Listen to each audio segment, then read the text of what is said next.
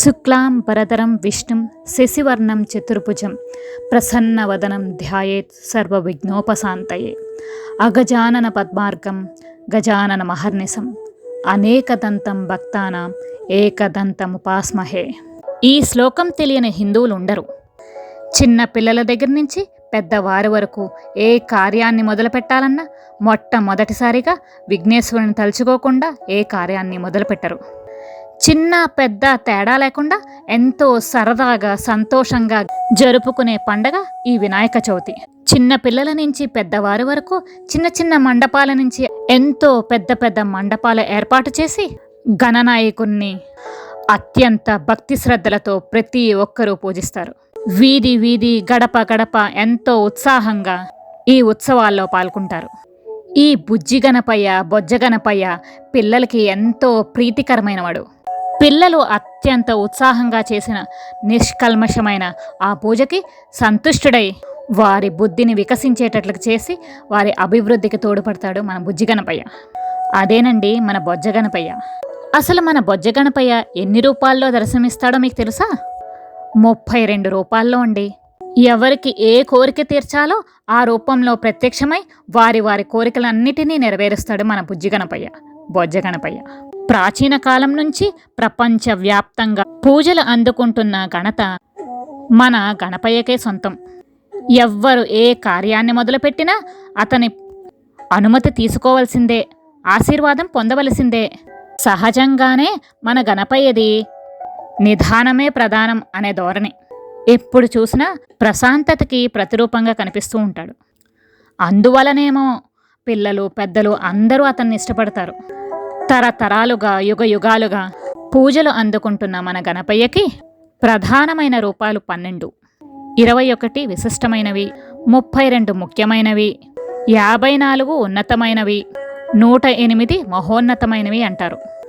అయితే శ్రీ మహావిష్ణువు ధరించిన దశావతారాల సంఖ్యను, ఏకాదశ రుద్రుల సంఖ్యను కలుపుకొని 21 గణపతుల రూపాలను విశిష్టమైనవిగా చెప్పబడతాయి.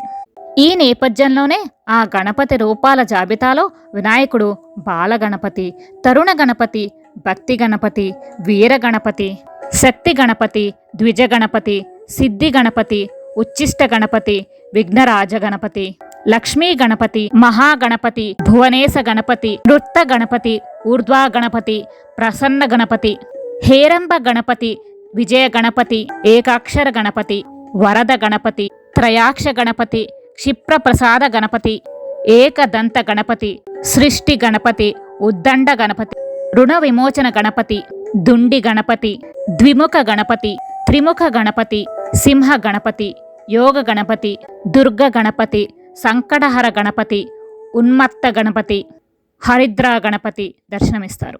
వినాయకుడికి సాధ్యం కానిది ఏదీ లేదు. వినాయకుడు అంటే అన్నీ, సమస్తం ఆయన ఆధీనంలోనే ఉంటాయి. మనస్ఫూర్తిగా కోరుకుంటే ఆయన ఇవ్వలేనిది ఏదీ లేదు. శ్రీ మహావిష్ణువు దశావతార రూపుడైతే విఘ్నేశ్వరుడు అంతకన్నా ఎక్కువ రూపాలు కలిగిన దేవుడు. ఒక్కొక్క రూపంలోనూ ఒక్కొక్క మహిమ చూపిస్తాడు వక్రతుండు.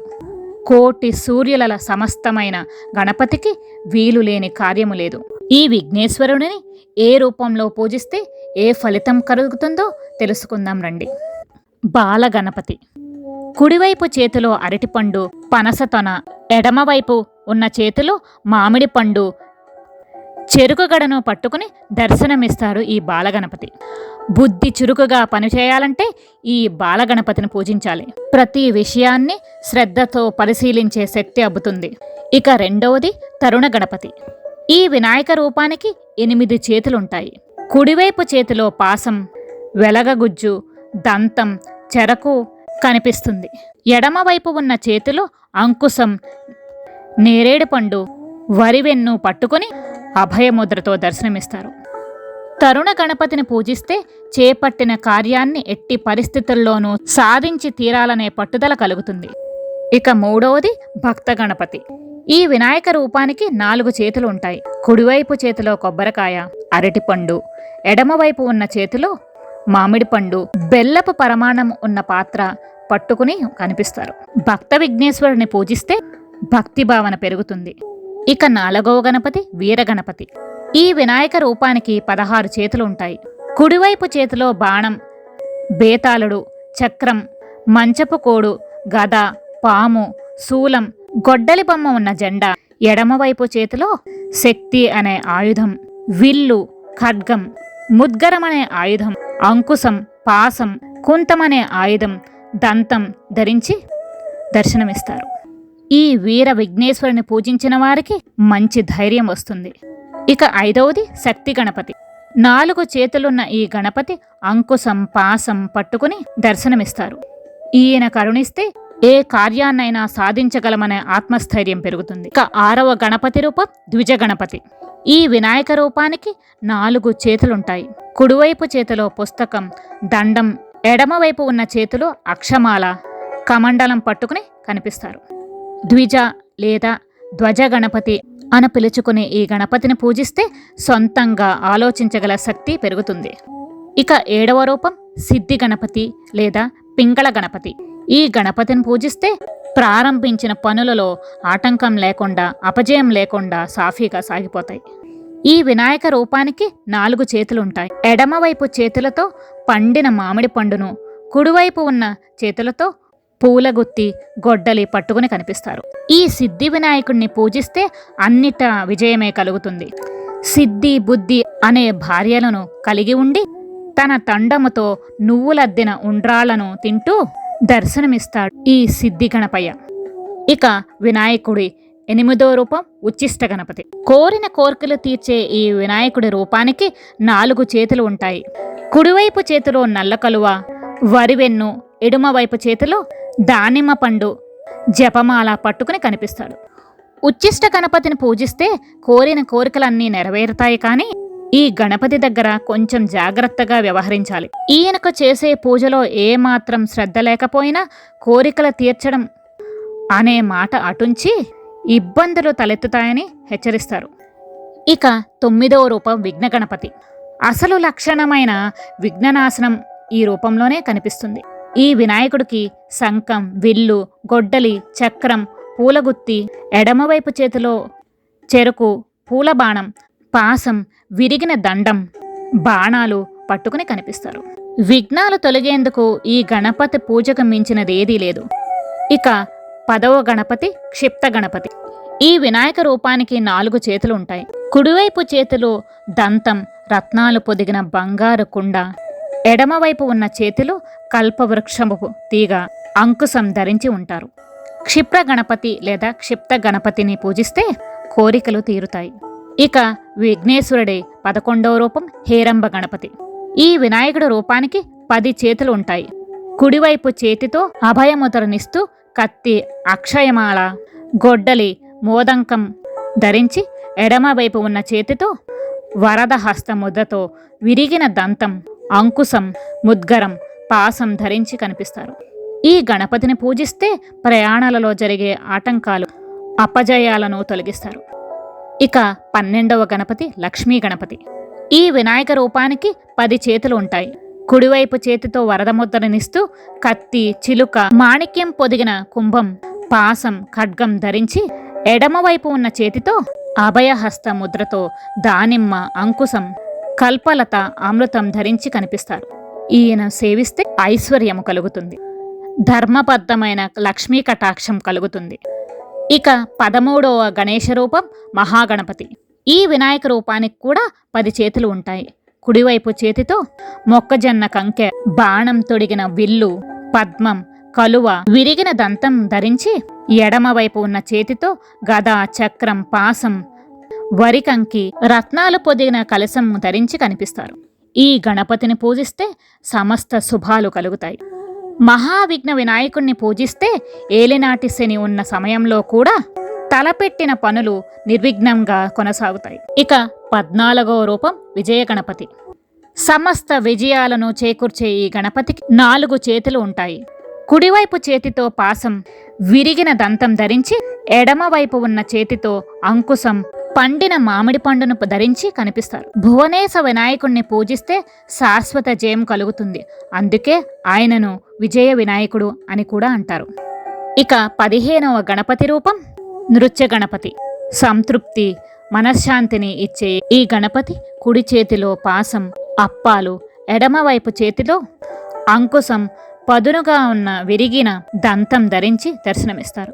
ఈ వినాయక స్వరూపం తాండవం చేస్తూ ఉంటారు కాబట్టి తాండవ గణపతి అంటారు. ఇక ఈ 16 ముఖ్యమైన గణపతి రూపాలలో ఆఖరిది ఊర్ధ్వ గణపతి.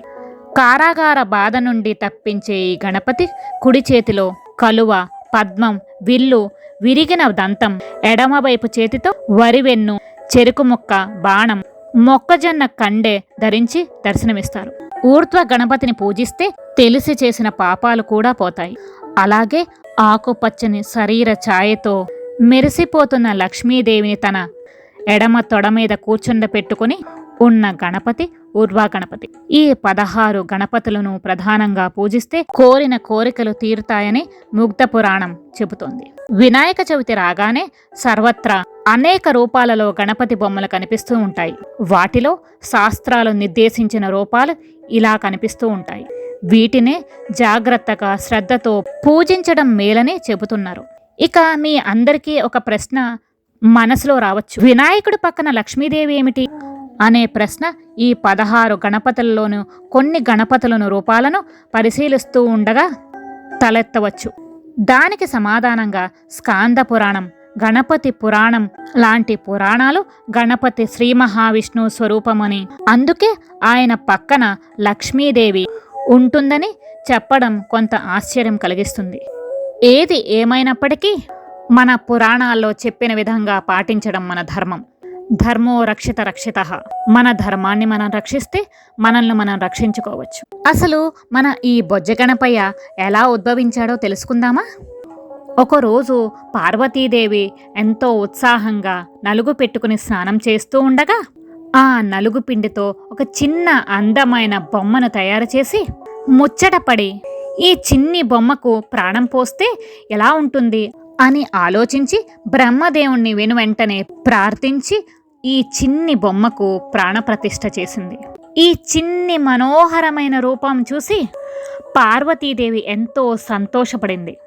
తనకు ఎంతో అందమైన బుజ్జి కుమారుడు దొరికాడని ఎంతో ఆనందంతో అతనికి ఒక చిన్న పని అప్పచెప్పింది. నేను ఇక్కడ స్నానం చేస్తూ ఉండగా ద్వారము వద్ద ఎవరూ రాకుండా కాపలా ఉండమని చెప్పింది. అదే సమయంలో మహాశివుడు లోపలికి ప్రవేశించడానికి ప్రయత్నిస్తూ ఉండగా మన గణపయ్య అడ్డుకుని, ఆగు, నీవు ఎవరివి? మా అంతఃపురంలోకి నీవెందుకు వస్తున్నావు? మా తల్లిగారు ఎవరిని రానివ్వద్దన్నారు అని మహాశివుణ్ణి అడ్డగించగా అసలు విషయం తెలియని మహాశివుడు క్రోధితుడై వినాయకుడు తలను ఖండిస్తాడు. ఈ విషయం తెలుసుకున్న పార్వతీదేవి అత్యంత దుఃఖంతో రోధిస్తూ మహాశివునికి, ఇతడు మన బిడ్డ, మీరు ఎలా ఇతనిని సంహరిస్తారు అని ప్రశ్నించగా దానికి సమాధానంగా మహాశివుడు, నీవు ఏమీ బాధపడకు, ఇతను చిరంజీవి, మన కుమారుడికి ఎటువంటి అపాయము కలగదు అని వాగ్దానం చేసి గజాసురుడు అనే ఏనుగు యొక్క తలను తీసి విఘ్నేశ్వరుడికి పెట్టారు. అదే సమయంలో బ్రహ్మదేవుడు అతనికి ఒక వరం ఇచ్చారు. ఏ పూజ చేసినా ముందుగా ఇతనిని మాత్రమే పూజించాలని ఆదేశించారు. ఒకానొక సమయంలో ఎంతో భోజన ప్రియుడైన మన వినాయకుడు కడుపు నిండా భుజించి నిండు సభలో పార్వతీ వద్దకు వచ్చి కూర్చునుండగా చంద్రుడు అతనిని చూసి నవ్వాడు. ఆ సమయంలో దృష్టి దోషం తగిలి వినాయకుడి పొట్ట పగిలి అతను తిన్న ఉండ్రాళ్ళు అన్నీ బయటికి వచ్చేశాయి. దీనికి క్రోధితురాలైన పార్వతీదేవి చంద్రునికి ఒక శాపం ఒసగింది. నీ అందం చూసుకుని నువ్వు విర్రవీగుతున్నావు, ఆ అందము నీ కళలు మొత్తం విహీనమైపోతాయి అని శాపమిచ్చింది. ఇది గమనించిన చంద్రుడు పశ్చాత్తాపంతో అమ్మవారిని వేడుకొనగా, వినాయక చవితి రోజు వినాయక పూజ చేయకుండా ఎవరైతే నిన్ను చూస్తారో వారికి నీలాప నిందలు కలుగుతాయని, అలా కాకుండా వినాయకుని శ్రద్ధతో పూజించి ఆ అక్షింతలు తల మీద జల్లుకున్న వారికి ఈ నీలాప నిందలు ఏమీ ఉండవని వరమొసగింది. అమ్మవారి శాపం శ్రీకృష్ణుణ్ణి కూడా వదలలేదు. వినాయక చవితి రోజు తెలియకుండా ఒక పాల కుండలో చంద్రుణ్ణి చూసినందుకు సమంతకమని తస్కరించాడు అనే నీలాపనిందలు మోసాడు మన శ్రీకృష్ణుడు. ఈ వినాయక చవితి ప్రారంభం అయిన తర్వాతనే మిగతా పండుగలన్నీ ఒకటి ఒకటిగా వస్తాయి. పార్వతీ పరమేశ్వరుల ముద్దుల బిడ్డ అయిన వినాయకుడి పుట్టినరోజే ఈ వినాయక చవితి. భాద్రపద మాసం శుక్ల చతుర్థి మధ్యాహ్నం శుభ సమయంలో హస్త నక్షత్రం రోజున చవితి ఉత్సవం ప్రారంభమవుతుంది. మన బుజ్జి గణపైకి అనేక నామాలు ఉన్నాయి. గణేశుడు, గణపతి, వినాయకుడు, లంబోదరుడు, పిళ్ళయ్యార్ అని కూడా పిలుస్తారు. వినాయక చవితి రోజున కుడుములు, ఉండ్రాళ్ళు, కొబ్బరికాయ, అరటిపళ్ళు, రకరకాల పత్రులు, పళ్ళు తెచ్చి శ్రద్ధతో వినాయకుని పూజించిన వారికి సకల కోరికలు నెరవేరుతాయి. బుద్ధి వికసిస్తుంది. విద్యార్థులకు అపజయం అన్నదే ఉండదు. పత్రుల అన్నిటిలోనూ గరికె అంటే మన సిద్ధి గణపతికి చాలా ప్రీతికరమైనది. అందుకే గరికతో ప్రత్యేకమైన పూజలు కూడా చేస్తారు. మనం ఏ పని ప్రారంభించినా ఓ చిన్న మాట ఓం గం గణపతియే నమః అనుకుంటే చాలు, మన విఘ్నాలన్నీ తొలగించే ప్రియమైన దేవుడు మన బొజ్జ గణపయ్య. రండి అందరూ శ్రద్ధతో ఆ విఘ్నేశ్వరుని కొలుద్దాం. మనం కావాలి అనుకున్న ధర్మబద్ధమైన కోరికలన్నీ నెరవేరడానికి మన జీవితంలో ఒక పెద్ద ఆయుధం మన బొజ్జ గణపయ్య. జై గణేశాయ నమః.